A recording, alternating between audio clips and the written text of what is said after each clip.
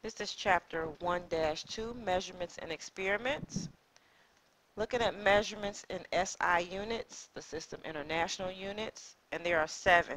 The System International Units is a system that was given across the country for English and metric units to merge. So it didn't matter where you were located, if you were in France or what have you in the United States, everybody was measuring using the same units.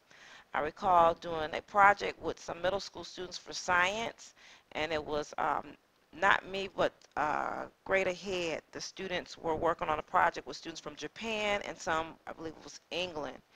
Now they were working on a spaceship project, and each country had a specific portion that they were supposed to do. The project went well up until the final end when we found that the American students were using or measuring in English units, and the students in Japan and the students over in England were using the SI unit. So it makes a big difference when we're not using the same thing. So therefore, giving us a reason to always remember we should make sure we measure in SI units, which is the abbreviation again, SI. And the first of the 7 that we're going to look at is the meter. Okay? And meters are used to measure length, or distances, or heights. Next we have the kilogram. The kilogram, of course, is going to be used to measure mass. Not in the gram, but in kilograms. After kilograms, we look at seconds, which we use to measure time. Okay? And then the ampere, which we use to measure electrical current, which we'll get in some further chapters in physics. Next we have Kelvin, which is usually measured for temperature. Most of us are usually used to measuring in Celsius or degrees. However, the SI unit is called Kelvin. Candela is your next unit. It's for luminous intensity. And this is when you're doing with light intensity, or in other words, brightness. Okay, so the candela. And finally, the mole you should be familiar with from chemistry, which you use to measure the amount of a particular substance. Let's look at some definitions. First of all, when we look at the definitions here, we need to understand too that we have is precision and accuracy, which a lot of people like to combine and put together. However, they are different. When we look at precision and accuracy, we want to look at the difference between the two. For example, here, if I have a point located such that it's here, and I have another that's located here, if I'm measuring with accuracy, if I take my ruler, I can be accurate, but let's say my ruler is slightly turned just a little bit, okay? And I'm looking here from the first at the 0 on the left, and then I'm looking at this placement on the right here to be about 6 3/10 centimeters. Well, yes, I'm accurate based on how I have my ruler. It's slanted. It is measured accurately. However, the precision, which is the exactness in which a measurement is stated, if I'm going to be precise, I need to take and make sure that my ruler is perfectly set so that I can get the measurements from one end to the other of the 2 points. So here's my first point, and I can clearly see on the second, this is now 6 4/10 centimeters instead of 3/10 centimeters. So now I'm precisely on. Okay? Accurate, it means I could be reading the information right. However, with accuracy, my ruler or my instrument of measure could be slightly skewed, turned, or not in the correct position. So there is a difference between precision and accuracy. Measurements can be inaccurately taken because of equipment error, human error, which we had in the last case measuring the 2 points, if I'm not precise or I'm not accurate. Okay? And then the method error. To avoid human error, like we just did in the last one with the ruler, we should always measure more than once. You know that from science period. You do 2, 3, different trials. And always make sure that when you measure, keep your head and your eyes in the same exact location as it was in the initial reading. If you take your eye off or you move your head, the measurement line may be different from where you are. If you're higher or above or too low, you can get a different value for your reading. So make sure your head and your eyes are in the same exact location as the initial reading. The other type of error that we can get is a method error. This is going to occur when someone is reading with one method and then for the second or third trial, they use some different type of equipment. For example, if I decide to measure several sheets of paper on a triple beam balance, then if I'm taking a second reading or a third reading, then I decide to take out a scale, a digital scale. Well, those are two different types of measuring instruments. And to get the most exact and correct information in reading, I need to be consistent and continue to read with my second and third trials with the triple beam balance. I don't switch.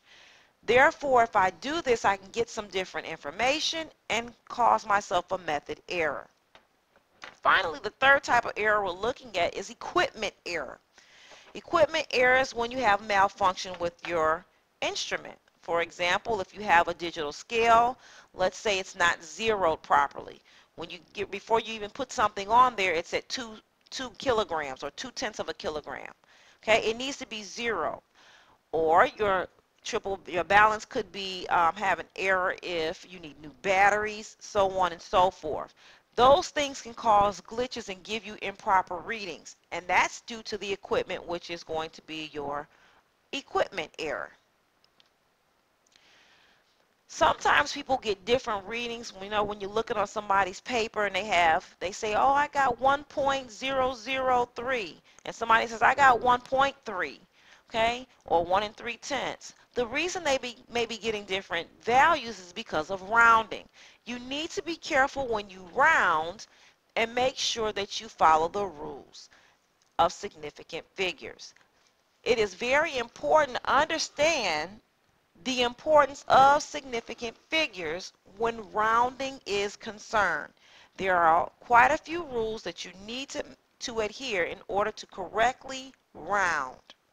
Let's look at those rules. Rule 1 for significant figures. If you've got a number, zeros that are between other non-zero digits are significant. For example, in A, I have 50 3/10 meter has 3 significant figures. That 0 is significant because it's in between 2 digits that are significant, the 5 and the 3. So that makes the 0 significant, meaning there are 3 sig figs or significant figures.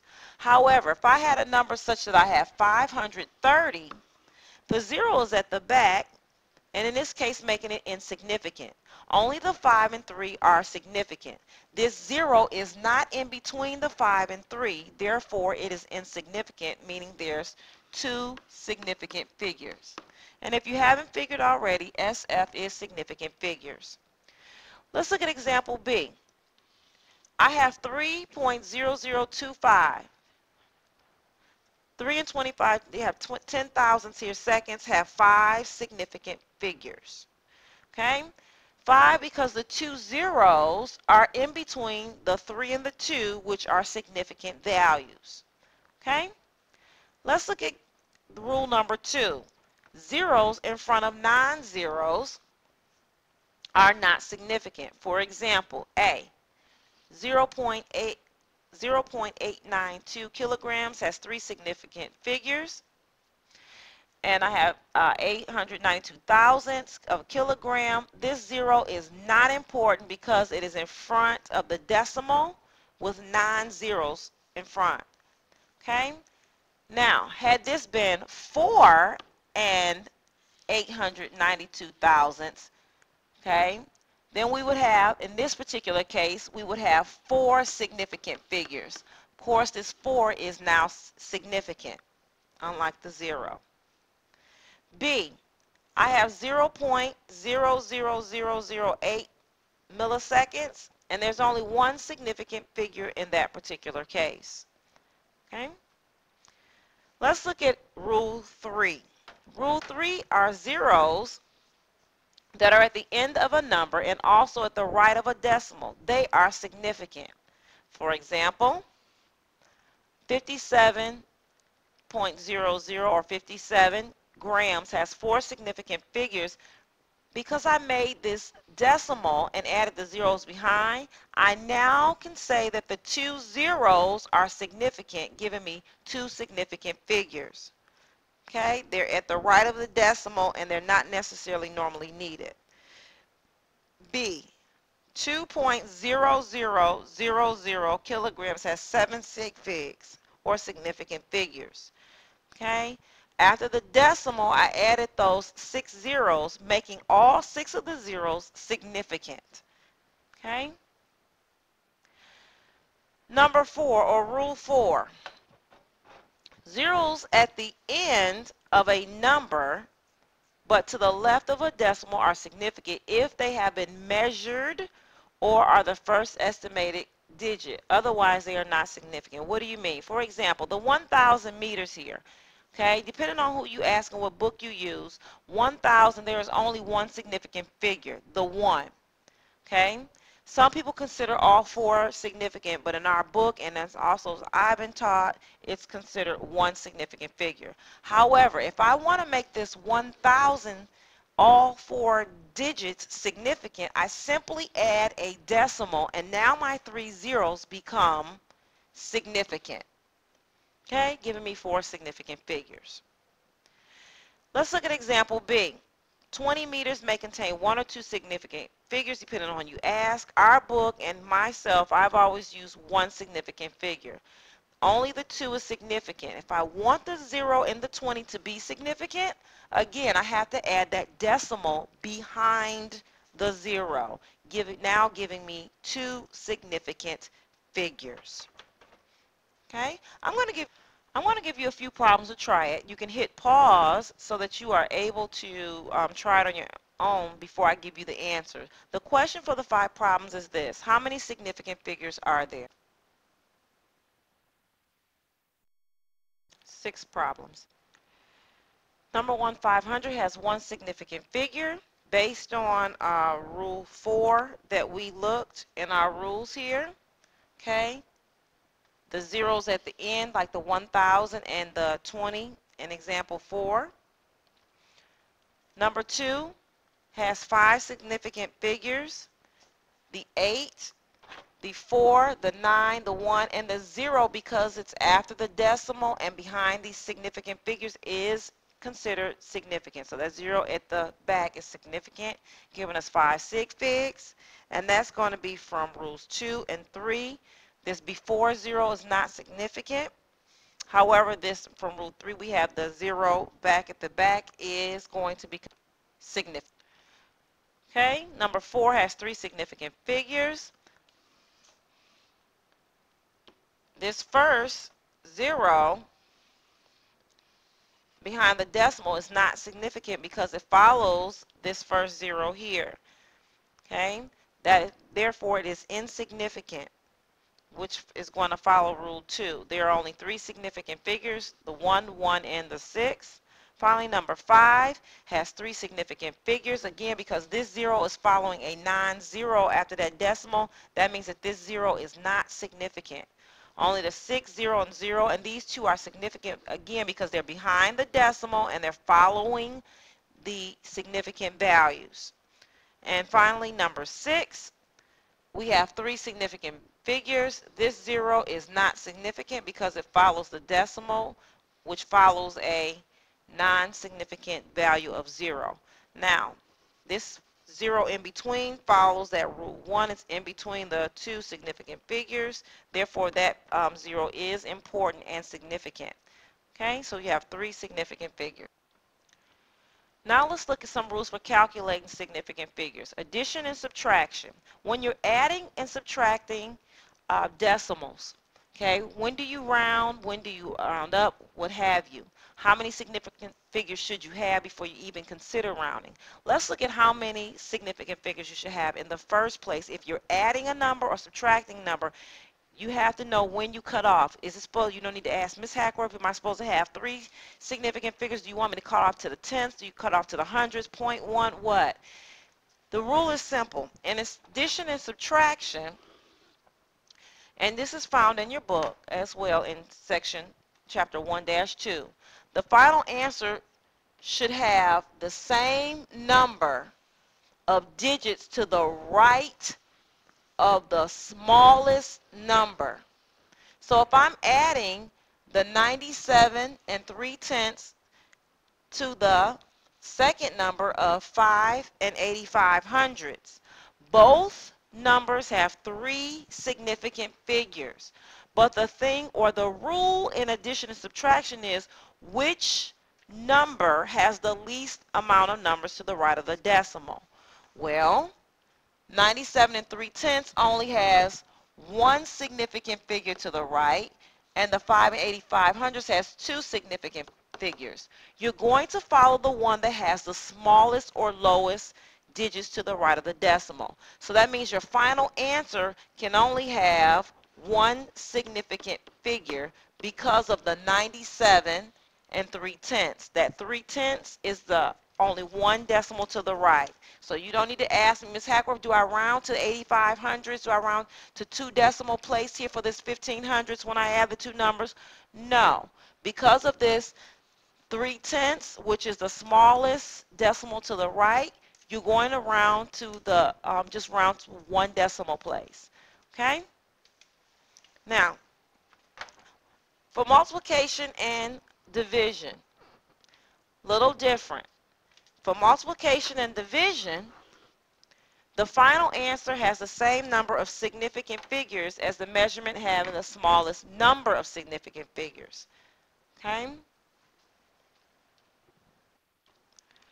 All right, so my first digit is 100, or my first number, excuse me, not digit, but first number is 123, multiplied by the second number of 5 and 35/100.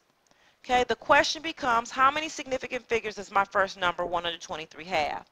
It has 3 sig figs. The 5 and 35/100 also has 3 sig figs. Well, they both have the same amount, which means my final answer can only have 3 significant figures. So when I multiply these two numbers together, the 123 times the 5 and 35/100, my answer comes out to 658 and 5/100. You don't need to ask me, Ms. Hackworth, do I round to the nearest tenth or whatever? The rule for significant figures when you multiplying and dividing. Well, I have 3 significant figures in the first number and 3 in the second. That means that I can only have 3 significant figures in my final answer. Therefore, this 658 and 5/100 has to be round to 3 decimals. Therefore, meaning my final answer is going to be the 658. That's 3 significant figures. Now look, or just listen and watch. If I had been multiplying 123 times 5 and 3/10, we still do the same thing. We ask ourselves, how many significant figures are there in the first number? 123 still has 3 sig figs. The second number has 2 sig figs, or significant figures. That means my final answer can only have 2 significant figures because my smallest significant figure number is 2. Therefore, my final answer can only have 2. So, where I had 658 here, I'd have to round that. That's going to be 660. That 0 would be insignificant, giving me 2 decimal places. Follow what I'm saying? Okay?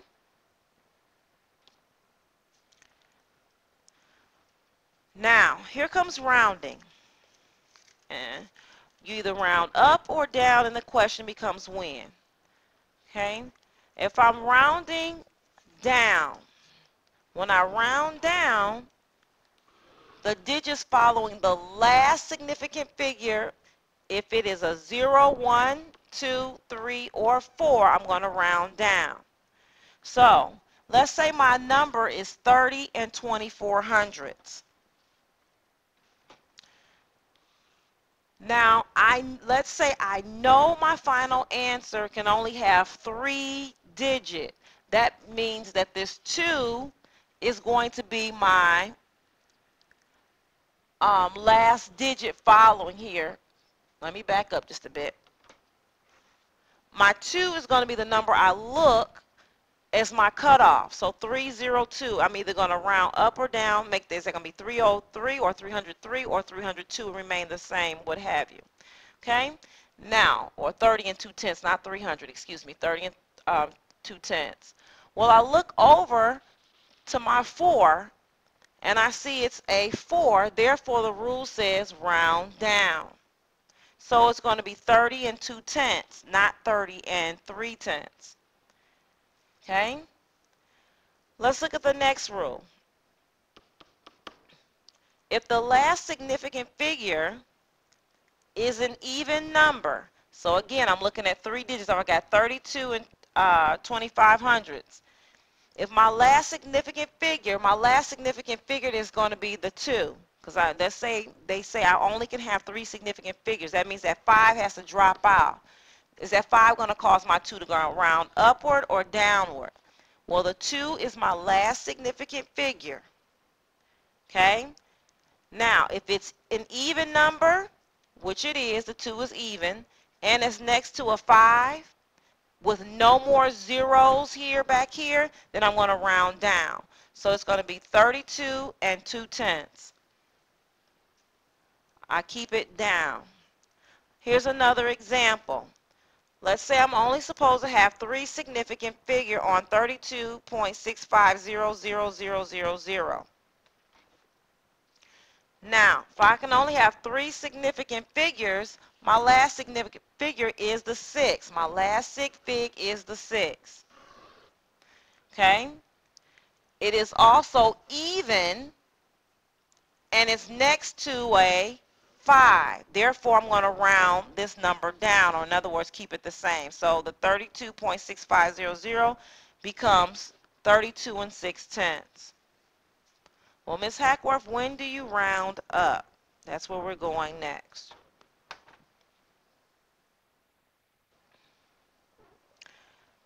Rounding up. Okay?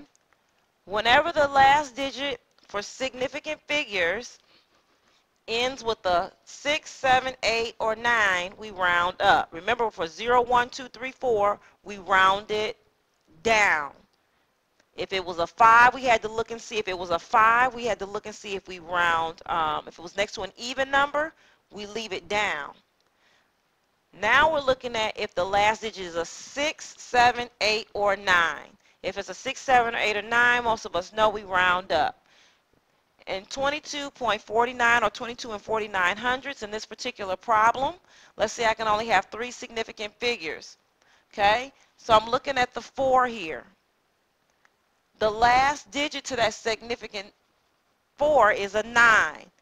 Okay? Because it's a 9, that tells me I round this up, so that 22 and 49 hundredths becomes 22 and 5/10.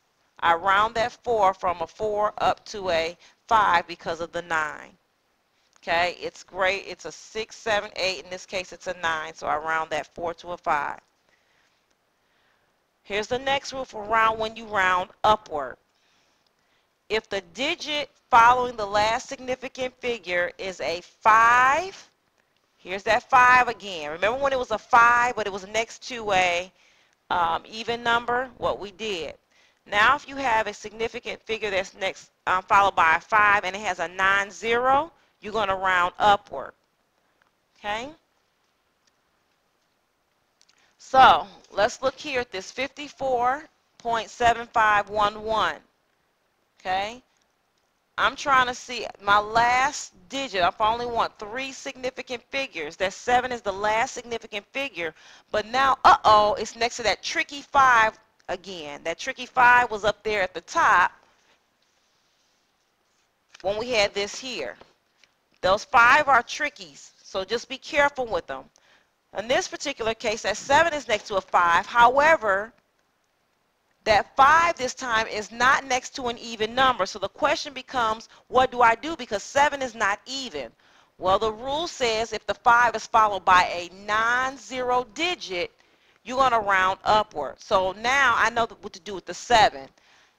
That 7 becomes 8. So 54 8/10. And finally, if the last significant figure is an odd number and next to a digit 5 with no non-zero digits, you're going to round that one also up. So I have 54 7/75. Okay. This particular case, I'm looking at 3 digits as a 7. I have to say, am I rounding that 7 up to an 8 or do I leave it at a 7? Well, I'll look over to that 5. There's that tricky 5. Well, this time it doesn't have anything there. Okay, and because it doesn't have anything there, I'm going to round it upward. So you got 3 rules for 5. Okay, when 5 is following a number before it and it's even, you round down. When 5 is followed by non-zeros like in this previous one, you round up.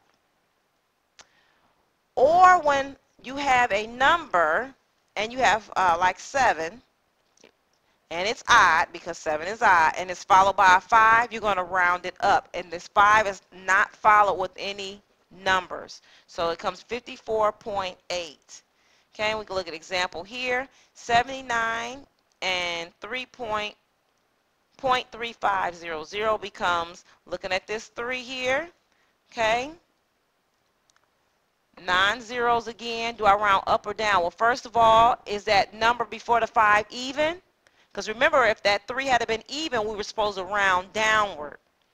Okay? If we had, back up here, and we had non-zeros, if it was even and it had non-zeros, we were supposed to round down. Okay? In this particular case, it's that 3 is odd, and the 5 is followed with no other non-zeros, so we're going to round up. It becomes 79 4/10. Okay? Thank you very much.